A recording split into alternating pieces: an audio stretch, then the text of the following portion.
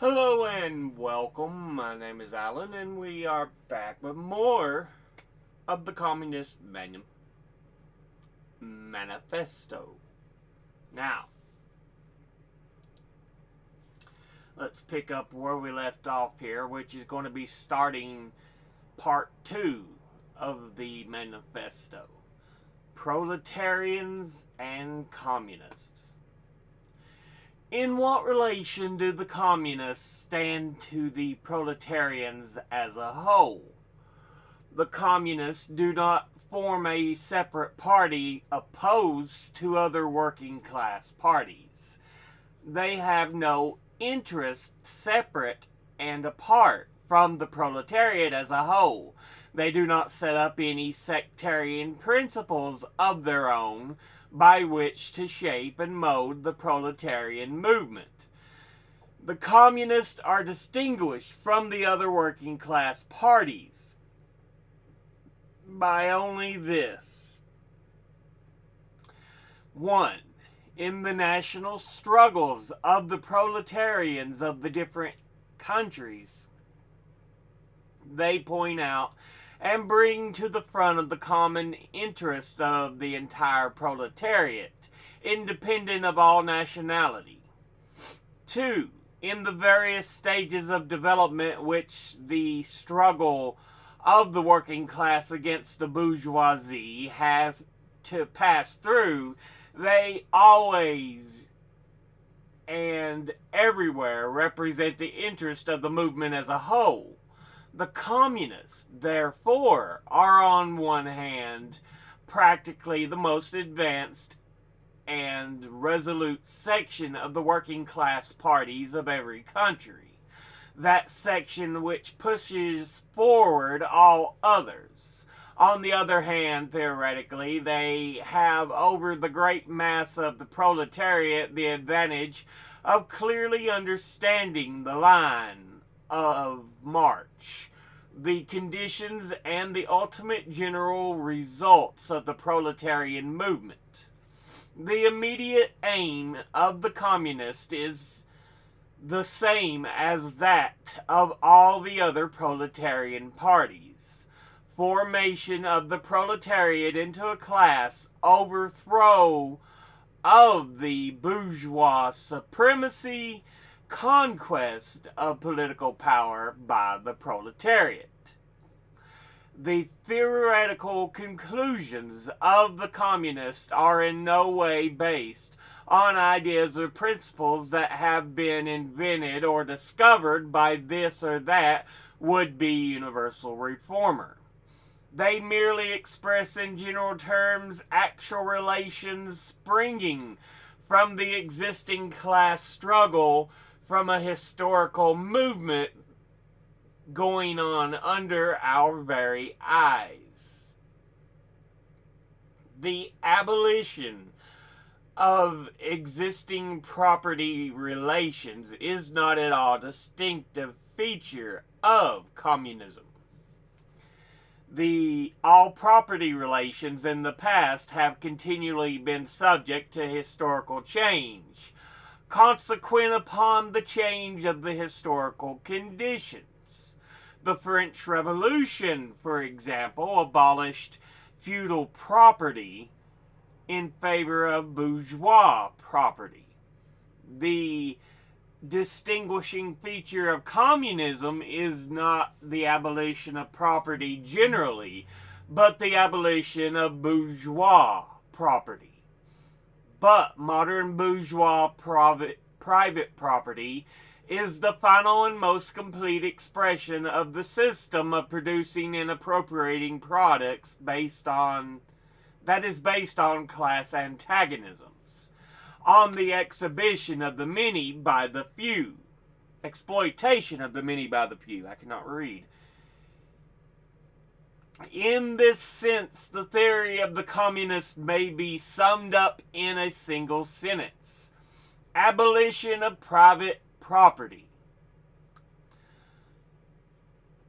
We communists have been reproached with this desire of abolishing the right of personally acquiring property as a fruit of a man's own labor, which property is alleged to be the groundwork of all personal freedom, activity, and independence. Hard-won, self-acquired, self-earned property. Do you mean the property of the petty artisan or of the small peasant, a form of property that preceded the bourgeois form? There is no need to abolish that. The development of industry has, to a great extent, already destroyed it, and it's still destroying it daily. Or do you mean modern bourgeois private property? But does wage labor create any property for the laborer? Not a bit. It creates capital, i.e., that kind of property which exploits wage labor and cannot increase except upon condition of beginning a new supply of wage labor for fresh exploitation. Property in its present form is based on the antagonism of capital and wage labor. Let us examine both sides of this antagonism. To be a capitalist is to have not only a purely personal, but a social status in production.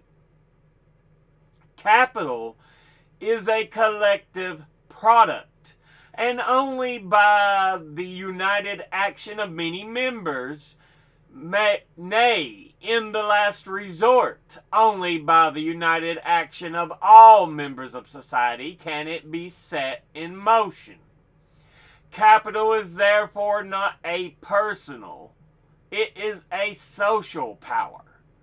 When, therefore, capital is converted into common property, into the property of all members of society, personal property is not thereby transformed into social property. It is only the social character of the property that is changed. It loses its class character. Let us now take wage labor.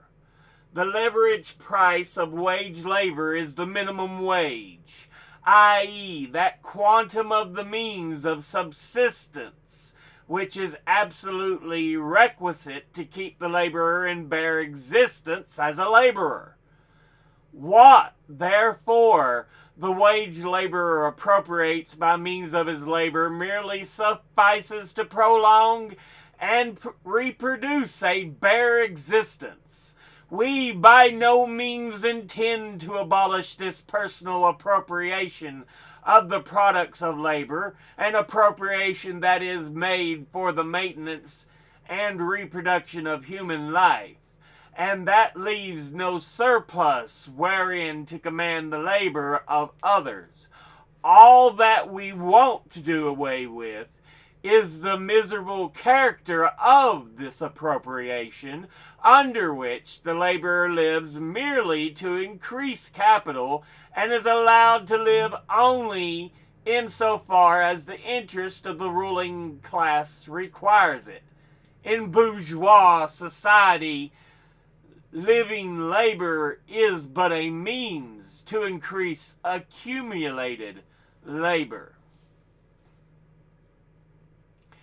In communist society, accumulated labor is but a means to widen, to enrich, to promote the existence of the laborer. In bourgeois society, therefore, the past dominates the present. In communist society, the present dominates the past. In bourgeois society, capital is independent and has individuality, while the living person is dependent and has no individuality.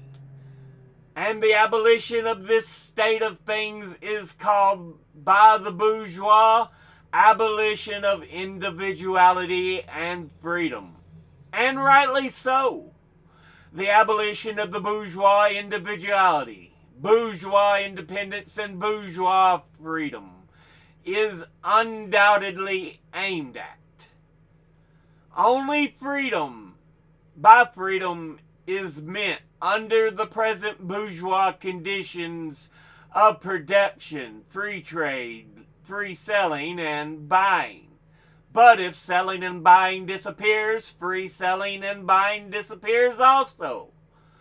This talk about free selling and buying and all the other brave words of the bourgeoisie about freedom in general have a meaning, if any, only in contrast with restricted selling and buying with the fettered traders of the Middle Ages, but have no meaning when opposed by the communistic abolition of buying and selling, of the bourgeois conditions of production, and of the bourgeoisie itself. You are horrified at our intending to do away with private property. But in your existing society, private property is already done away with for the 9/10 of the population. Its existence for the law is solely due to its non-existence in the hands of those 9/10. You reproach us, therefore, with intending to do away with a form of property, the necessary condition for whose existence is the non-existence of any property for the immense majority of society. In a word, you reproach us with intending to do away with your property. Precisely so. That is just what we intend. From the moment when labor can no longer be converted into capital, money, or rent into a social power capable of being monopolized, i.e., from the moment when individual property can no longer be transformed into bourgeois power, into capital, from that moment, you say, individuality vanishes. You must, therefore, confess that by individual you mean no other person than the bourgeois, than the middle class owner of property. This person must indeed be swept out of the way and made impossible. Communism deprives no man of the power to appropriate the products of society. All that it does is to deprive him of the power to subjugate the labor of others by means of such appropriation. It has been objected that upon the abolition of private property, all work will cease and universal laziness will overtake us. According to this, bourgeois society long ago have gone to the dogs through sheer idleness, for those of its members who work acquire nothing, and those who acquire anything do not work. The whole of this objection is but another expression of tautology, that there can no longer be any wage labor when there is no longer any capital. All objections against the communistic mode of producing and appropriating material products have in the same way been urged against the communistic modes of producing and appropriating intellectual products. Just as to the bourgeois, the disappearance of class property is the disappearance of production itself, so the disappearance of class culture is to the identical with the disappearance of all culture. That culture, the loss of which he laments, is for the enormous majority a mere training to act as a machine. But don't strangle with us, or don't wrangle with us, so long as you apply to our intended abolition of bourgeois property the standard of your bourgeois notions of freedom, culture, law, etc. Your very ideas are but the outgrowth of the conditions of your bourgeois production and bourgeois property, just as your jurisprudence is but the will of your class made into a law for all, a will whose essential character and direction are determined by the economical conditions of existence of your class. The selfish misconception that induces you to transform into eternal laws of nature and of reason the social forms springing forth from the present mode of production and form of property, historical relations that rise and disappear in the progress of production, the misconception that you share with every ruling class that has preceded you. What you see clearly in the case of ancient property, what you admit in the case of feudal property, you are of course forbidden to admit in the case of your own bourgeois form of property, abolition of family, even the most radical flare-up of this infamous proposal of the communist. On what foundation is the present family, the bourgeois family, based? On capital, a private gain.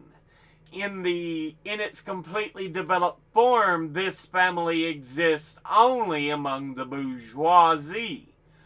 But this state of things finds its complement in the practical absence of the family among the proletarians and in the public prostitution. The bourgeois family will vanish as a matter of course when its complement vanishes, and both will vanish with the vanishing of capital.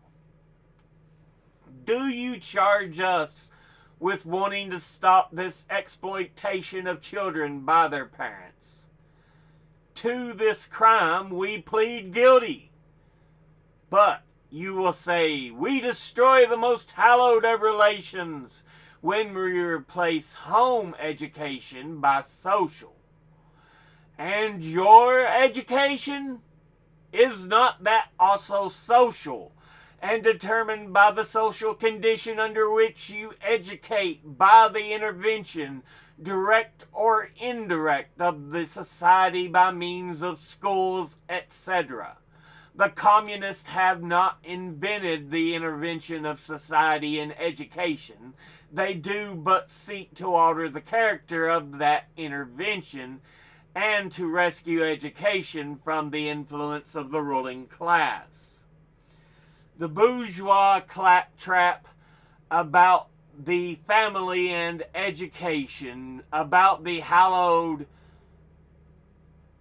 correlation of parent and child, becomes all the more disgusting as, by the action of the modern industry, all family ties among the proletarians are torn asunder and their children transformed into simple articles of commerce and instruments of labor.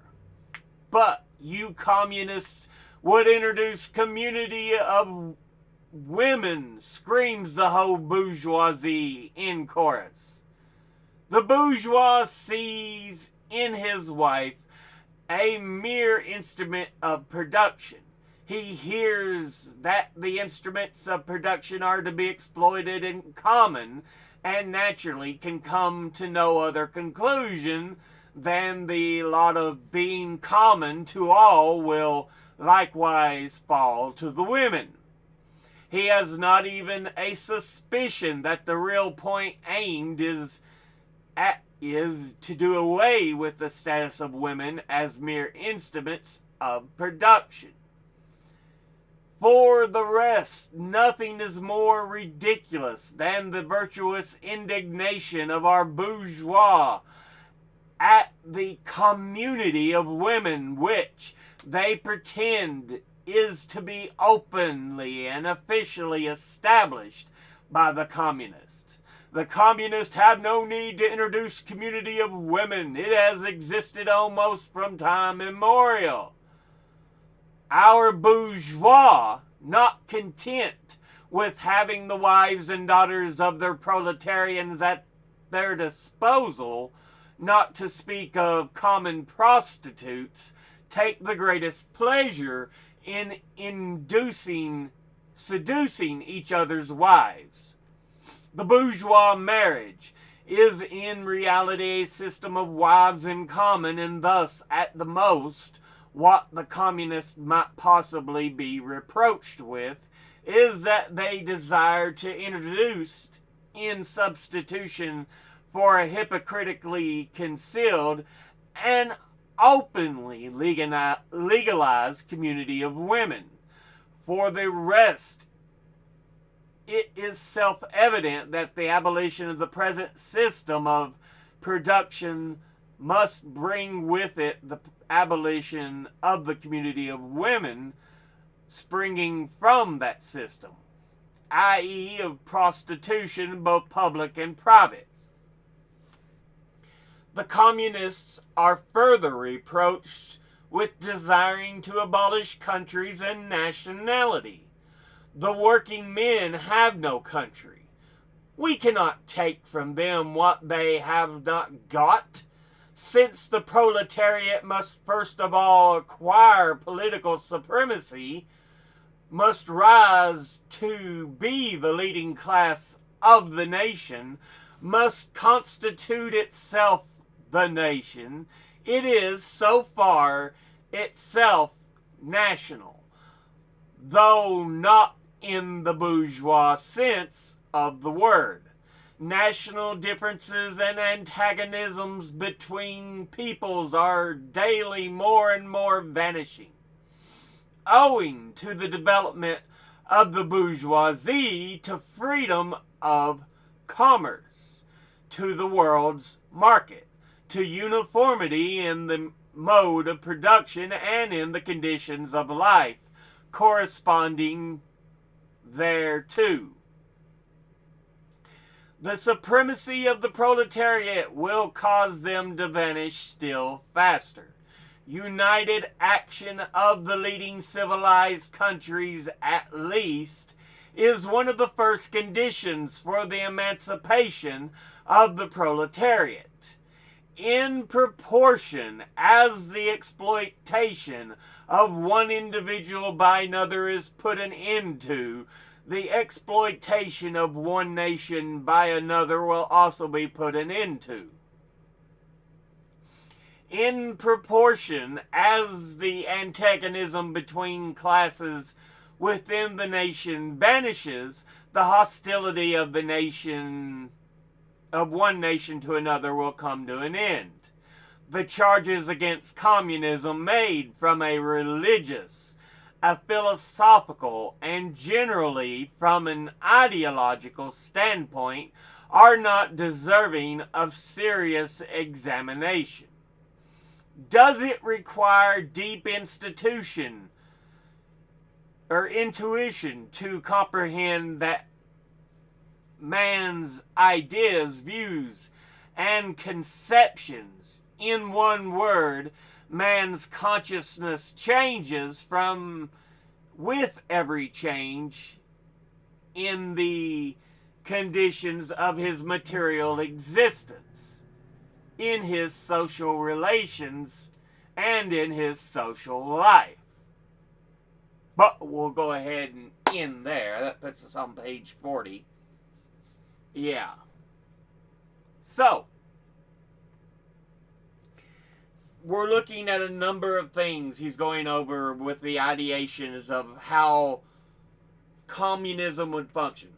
There's no need for nations, for countries. There's no need, thus it'll erase all issues of one nation taking advantage of another if there is no borders. We are all working men. We are all a part of the proletariat. And there is no need to try to use others for our own means. If we work together for a much better society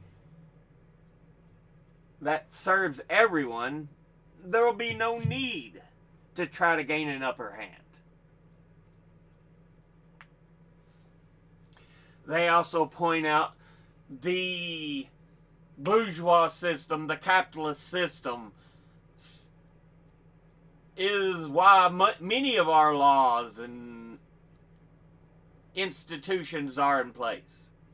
Many of the laws that exist are set out to protect the wealthy, the capitalists, the bourgeois classes. Yes, police do focus on minority races, but they'll still protect a rich white man over a poor white man. We know this for a fact. It has been seen over and over.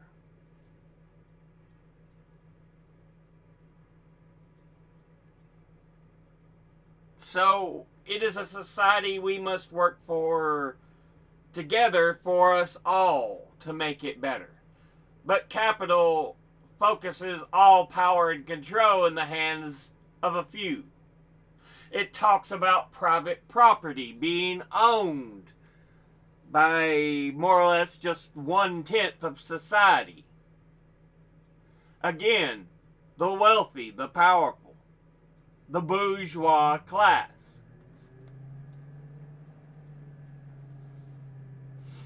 They have advantages and access to things that are produced by the proletariat, that the proletariat should have access to, the working class should have access to, because they're the ones responsible for allowing such things to come about.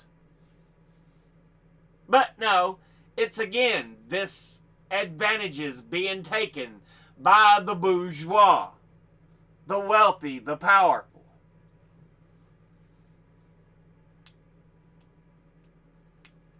And yeah, that needs to end. Property should be social. And again, they specify, we're not looking to take away the small property of the regular man. But often in the capitalist society, the regular man has no property to take. And that is something that should not be.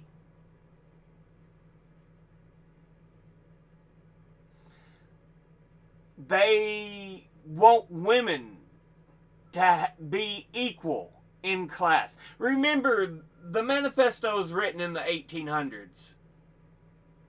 Women were usually forced into home roles. They had a lot less rights in comparison to their male counterparts. And it's like, look, women should have the right to do as they wish. The only option shouldn't be prostitute or wife. You know, it is their freedom to seek whatever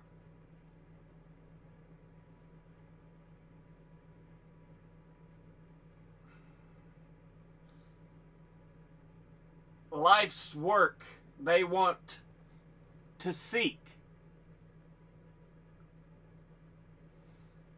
With the abolition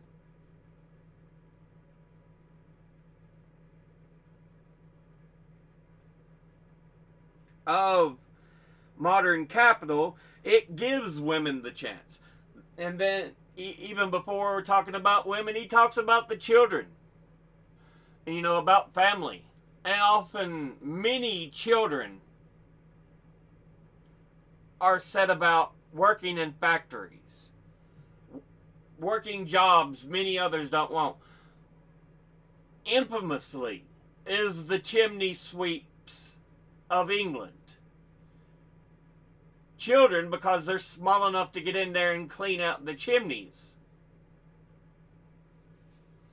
they can squeeze up into the chimneys.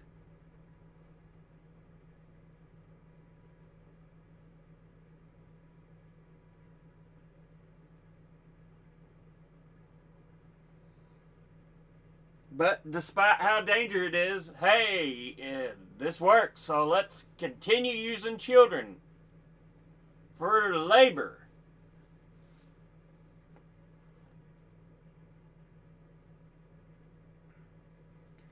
And if you look back at this period in history, it's not just Britain, but many, many countries are using children as labor.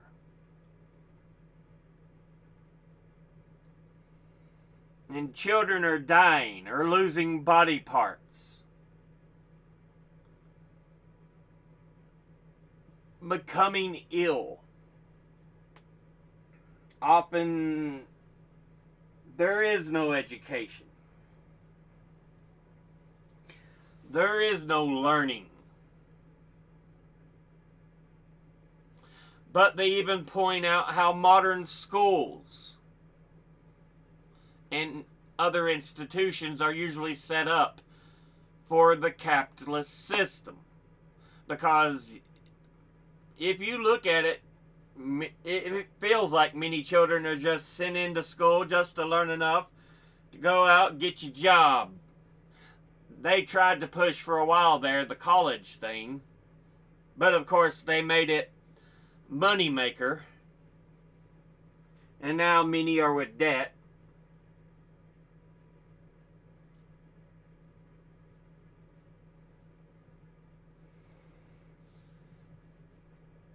But yeah, your banks, hey, gotta keep that small pay, that subsistent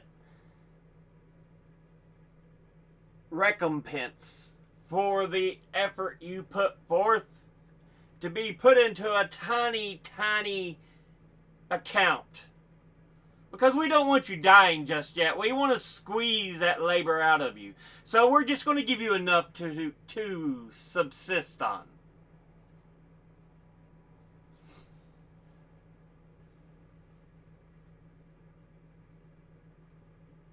But yeah. These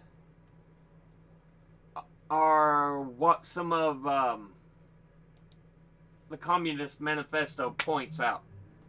It's like, look, much of what we have exists mainly to benefit the bourgeois classes, to benefit the wealthy, the powerful.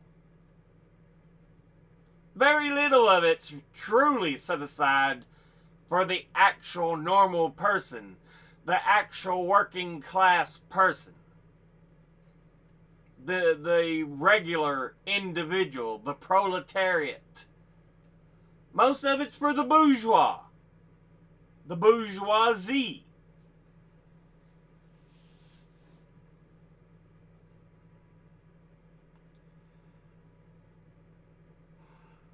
But yeah,